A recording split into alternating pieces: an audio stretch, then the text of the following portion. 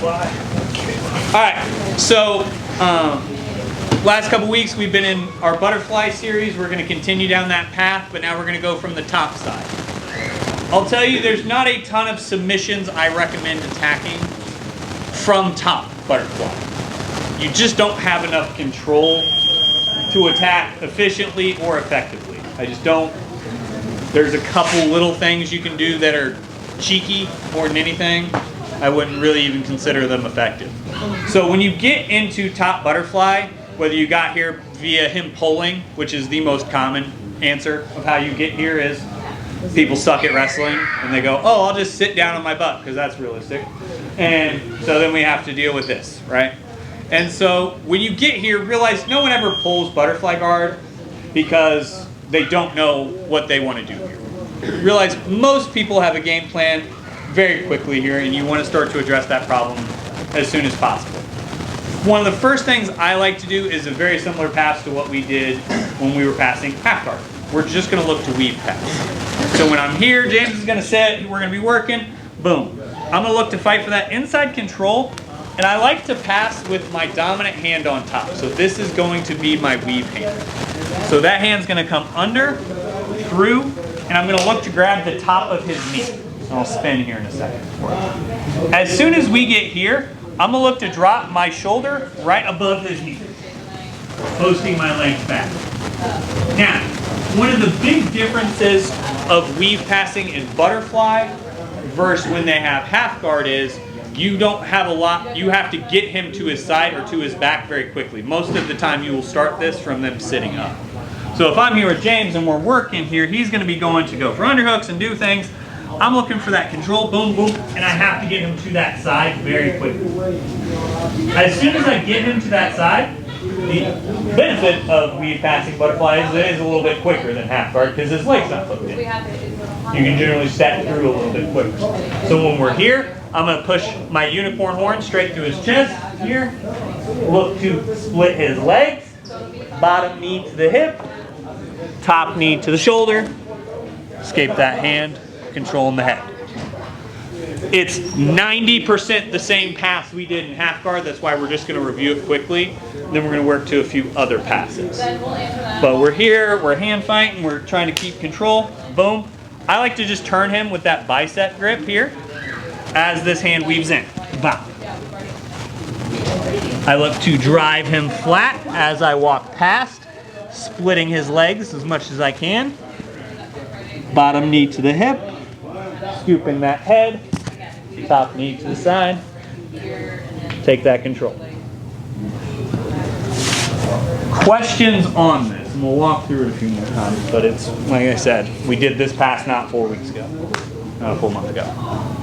For half guard, it's 90% the same. Jordan? If they're starting to try to get that knee back in and invert or do anything to stop you from smashing them, would head control help you with that? A little bit of head control will help you with that. So like if I'm here with James and he tries to get real squirrely, so like a lot of people when I go here, what they're going to really try to do is more push your head. Because if you try to invert here, I have too much leg control for like a true like come up and invert. Most of the time, if you have good head pressure, it kills most of that. Now you're going to run into Gumby occasionally like you, but good head control and a good top hand presence is going to kill a lot of it. Because if I'm here, if James tries to drive that knee back in and tries to start to invert or do anything, I'm just keeping my head pressure in as I walk through. Even if I have to walk all the way around, I'm still going to be fine. Does that make sense? Yeah. Okay. Other questions on this? Alright. Start trying to drive that knee in, can't you just hop over past the back? Yes, you can, just like we did when we were doing that. Yeah, you can go backside as well. Still, all 90% of the stuff we worked from that weave pass initially is still there. We're just going to work a few different options just because I want you to see other things here. So, right. 1, 2, 3, right? Boom, I get here with James, we start to do things. I go for the weave pass and James immediately just kind of knows what's happening there. He's not going to just let me start to come here. He's going to start hand fight and boom, start doing things. I don't like that immediately. So if they push back on this, that's fine. We're not gonna weave pass again. All I'm going to do, I'm going to give James just a good friendly pop in the chest because I want him to lay back. Pop! Here. Now, as soon as he does that, I'm going to look to have both of my hands right under kind of the caps of his knees. Now, in the pajamas, you can grab inside the knee pit right here, and you can grab some good grips here. Pajama free, because we're uncivilized today, boom, we're right here. All right? Thumbs up, here. Now, once we get this grip here, all I'm going to look to do is step forward into almost like a wrestling stance here, pushing James's legs forward. Now, as soon as we get here, all I'm going to look to do is shuffle side to side, moving his legs to the other side. This is called the Tranio or bullfighter pass. See, very common one, especially when people start standing up here. All you're looking to do is catch James in that transition to where he doesn't follow you. So when I'm doing this, James is naturally going to be trying to turn his hips into me and be here with me. Now, the second I think I can beat his hips here, all we're going to look to do, especially no-gi, is look to pin that leg to the side. Drive that knee behind his back and come into that side control. So I'm here with James. We go to start hand fighting. Maybe I try to weave past, maybe I don't. Boom, I step up. I'm going to look to shuffle side to side, looking to find that moment to step past and push his legs to the side. As soon as you get to the side control, variety of options to secure this position, especially if they turn away from you. You can come into backpack drill. You can start hip wrapping. You can drive it back flat for things like the head and arm. World's your oyster, really, at that point. But the goal is to get that standing and get that shuffle side to side motion first. Questions on that? Jordan, I'm just ready for it at all times. Yeah, I'm assuming when you're attacking that bottom leg and pushing it down, you're not really worried about what's on the top leg, or is there something you should always have in the back of your head with that top leg, or what they might be? So when I'm here and I'm looking to push this bottom leg, the big thing is I'm not trying to throw his legs. Yeah. So all I'm looking to do is have control of that bottom leg until we hit the mat, and then I can drop back to it. I'm not looking to like pin this to the ground or anything crazy. The only thing I would be really conscious of with this top leg is making sure you get it pointed away from you before you drop into this. As long as you get his knees pointed away from you, it'll make this pass tremendously easier. And then once you get here, you're fine. But just making sure you turn his knees away from you is the biggest thing. Do you think your near side leg pass close to that hip anyway? Or... Yeah, there wouldn't be a ton he could do there. The only thing they're really going to do there is tie up your arm to slow you down. That's really his only option at that point, is to try to like hook your arm or do some shitty bicep slicer type action. More just slowing you down from the pass than anything. But in a points tournament, could be enough. 10 seconds left, he grabs that arm to hold on to it for a second. That can be enough. Is this later, or do you have a reason you don't want to do any leg weaves there? Difference of attack here. Okay. So the reason we're not weaving there is as a different path. Because when we did half guard, we had the different, hey, we can weave this way, we can go that way and do this. Realize all those options, still very available in the butterfly. We're just going down a different branch. Reviewing that as because that's my favorite half guard pass, or butterfly pass. It's just boom, weave, pass, boom, go. It's my favorite, I do it to most people. But you can't just always do my favorite things. I do it to show you other stuff. Isn't that right, Kat? All right. Other questions on this? All right, so I'm here one more time. Boom, I get James back. I step up, and I'm looking to control these legs, guys. Once I have control of these, I'm stepping side to side and trying to push his legs to the opposite side. Because once I feel his hips not follow, boom, I know I can drop in, come into this. Big thing is keeping your chest behind his back once you're here. Regardless what option you're going to, that's going to be a key detail. All right? Ready? 1, 2, 3. Mr. Hackett's doing things. I don't like that. Boom, I step up. Now I'm obviously going to be looking to step side to side, looking for an opening. But sometimes it's just not going to be there. James is pretty solid at jiu-jitsu most days. So he's going to look to follow and keep himself in front of me, squared up and doing the right things. So all we're going to look to do is make him a good girl and then snap the football. So we're here. All I'm gonna look to do, you're a good girl, snap that football, and I'm throwing my cup at his sternum. I prefer the mouth. Terrible positioning for jiu-jitsu, great for the bedroom. But we're here, all we're looking to do, guys, is naturally get him to react to what I'm up to.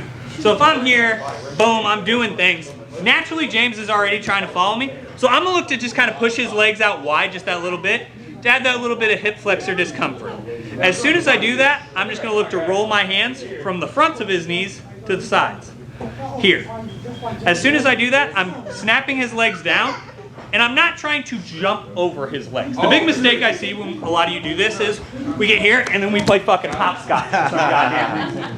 Yep. I'm trying to arc and then dive bomb my cup into his chest. It's the only way this works. So boom, I'm here, snap, here, bam. I'm not so much jumping if I get the snap. You want to land though, basically cup to sternum. So I'm here, I'm working with James. I get him pushed back, boom, I'm stepping. It's not working, I just can't seem to get what I want. Bop, snap, bop. Once you get here, guys, one thing I want you to get used to doing, cross your heels under the butt and leg curl your heels to your butt right here. Reason you're doing that is it locks your hips into that mount. So, because once you do this, James is going to buck and freak out and try to get out of here. So you want to be able to kind of ride the train here for a second. Then, if you want, you can sit back up into a more traditional mount. But when you hit this quickly, there's going to be that scramble moment. And as soon as you get to mount, you want to kill it. So the easiest way to kill that is to cross your heels under your butt, pull them up to your butt, lock your hips forward. And then you slap. Questions on this? Alright, this is just a classic hop over pass. But the nice part is if you do it right, it's 2 then 4. Or 3 then 4, depending on the turn. Alrighty. Questions, comments, concerns? 1, 2, 3, here. I set James back. Bop. I'm trying to pass. I'm trying to do things. But remember, guys, passing is really hard. Sometimes it's just fucking leg locks. So that's all we're going to do here. So all we're going to look to do is I'm going to switch one hand to the bottom of his heel. Whichever leg I'm doing that to, opposite side, is going to slip right behind his butt crack. I'm going to look to touch back of my foot to the bottom of his butt. Here. I'm going to look to set in, and I'm going to look to fall on top of this leg. Because the number one mistake most of you make when attacking leg locks is you fall on top of your lock. Realize, what, James, when you're defending a leg lock, what is your number one tool you're using to defend your leg lock? No, it's your other leg. Wow. The number one tool of defending leg locks is the opposite leg. So when I'm here trying to leg lock this leg and I'm like, oh hey, I'll fall on top of my lock to make adjusting wildly difficult, while also giving him the number one tool he's going to need to fight in here, kick off, do all these uncivilized things. It's going to make my life more difficult. So when I'm here, boom, I'm trying to pass, trying to do all those things, boom, I step to that center line, step over, fall in. Now, when I get here, I like to just tuck my foot right behind and pinch my knees. You can come foot in here, but realize, especially in the no-G world, he can start attacking this foot there, or if he's smart, he's going to drag it across and start attacking my heel. So I like to protect my feet and use my distance management here. I'm going to put the trigger point of my thumb right on the back of his ankle. I'm going to look to sit back, collapse my elbow, slowly. My elbow comes back, my hips come forward. You can hit it one-handed, you can hit it two-handed, you can hit it rear naked choke grip. Any of those options are available. Adjust as needed. But you're setting it up just from a very simple, I'm tired of trying to pass your guard, you're doing too much. I'm just going to leg lock you. So boom, I'm here, trying to do all that. Boom, step, fall, in, bop. Once I'm here, pinch, here. Or purple belts and up. You can start doing some of that fun, but most of you aren't that, so go ahead and just work the straight ankle. Questions on that? Yeah. Stop him from attacking you. Like he can't reach back or move it over or anything like that. Which foot? The one that you're putting on his butt. Yeah, he can reach for it. So like if I'm here, and I have this foot tucked here, he can start to reach for it, but he's got to have a lot more effort than if I have it here or posted up. Just think about it, if I have the foot right here, because what a lot of people will do will kind of push away here, boom, a lot of people will either start pushing like that, or they'll drag it on here and he just pushes it across and starts attacking that top end. So if I'm here with James and James switches me spots, so James is going to try to straight ankle me here, and he's going to put this leg right on top here. If I can put my boot on just long enough, all I have to do is tuck, and I can come back in and start attacking that heel. And that's what a lot of people do. Austin can attest to this because I just did it to him while we were rolling before class. Literally all I did was he had his foot here, and I said, oh, I'll put my boot on, boom, and attacked it immediately. So you just stuck that. I'm tucking this because then to attack this foot, because I can't attack a straight ankle back to you because his leg's not in between my legs. I don't really have the leverage. A lot of people will grab it thinking they can. I don't actually have the leverage to do this, regardless how hard I try. Unless you're Big Mike or something like that, where you can just rip an ankle off because you're huge, not because it should work. You're not going to do it. So when it's here, I would have to reach back, full cross, and do all that. If I can do all that and you not break my leg in the middle of it, you deserve to get foot locked. You shouldn't have been trying all that. Does that make sense? But if you have it posted right here, all I'm going to do is, boom, rip, and I'm going to start dropping that elbow. See how it pops his heel? Because all I'm doing is, boom, popping that heel up. Now I'm in. And I'm in a much more devastating lock than he is. So that's why I'm looking for it. It was something Chad and I were working on about Ashi. Yeah. Didn't know if shoving that across was basically putting him into the Ashi. Can be. It's above and beyond what. Yeah. So basically, what he's asking is if I step in here, boom. If I step in, are you coming into Ashi? No, when he was shoving your leg across. Yeah. About going into Ashi. Yeah, you can. You can start attacking like ankle or heel hooks and all that fun jazz, but let's put it, now you're in a shootout, not a footlock. You know, realize, yeah, I can heel hook him. He can also heel hook me. Now we're in a who's stronger and who got to their lock faster. And I hate that about footlocks. I'm going to always try to have protected feet. Even if I am going to attack this heel, I'm still not posting my foot there because I can attack it just as well here as I can there. If I need that last little bit, boom, I can finish here. But I'm not going to attack it that way unless I need to. No, I was just, the reason I was asking was like when you were saying you can shove the foot over. Yeah. That's the reason I was asking. Yeah. Was if he shoves it over, you're. Yeah, you're into the game at that point. All right. So no going down on your attack side. Yeah, I do not recommend it. Mainly because, watch it from this theory. So if I'm here, boom, I step in and come on top of it. Okay. How do I adjust this now?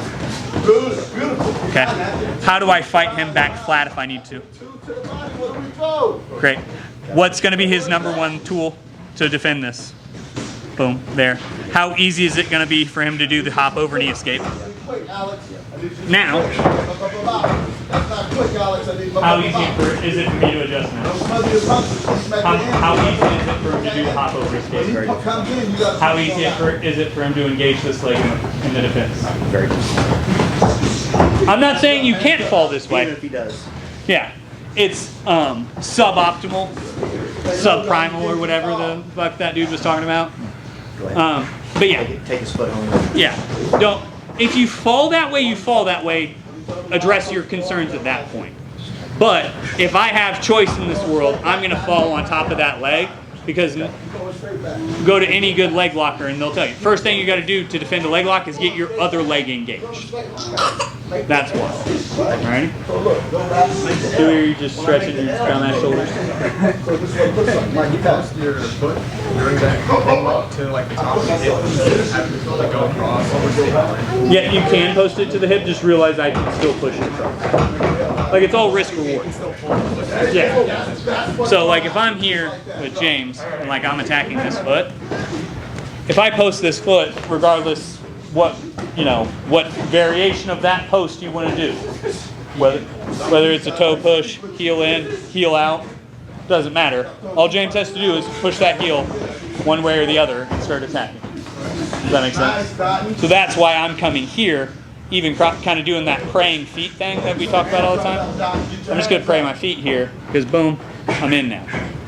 Now, if he starts to do anything uncivilized that I want, boom, I can come in. So I'm not going to start there if I don't have to. Alrighty?